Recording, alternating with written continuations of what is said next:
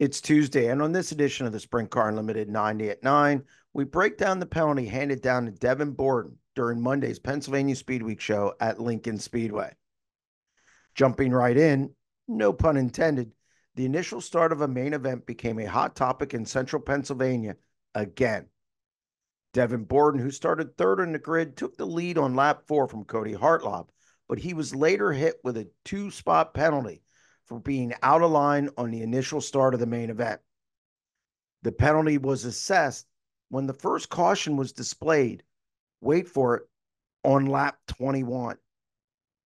The result was Anthony Macri got handed the lead, and Borden was put back to the third position. He got past Cody Hartlob for second, but Macri was already gone, and Borden had to settle for a second place finish. Ouch. As you can imagine, Borden, fans, and even some other teams in the pit area were both perplexed and not happy with the call.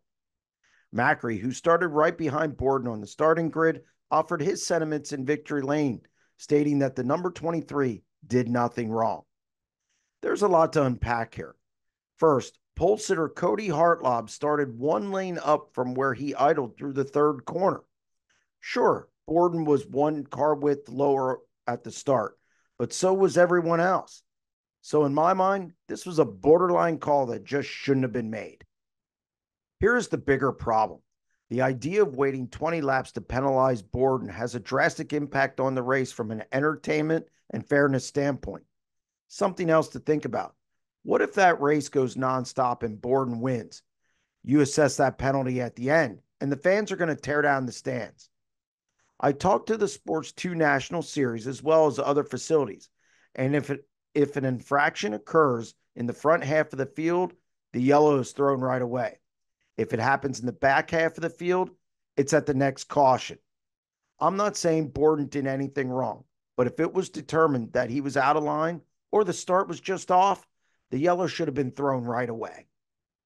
Talking to Lincoln officials last night, it's definitely something they're going to take a look at.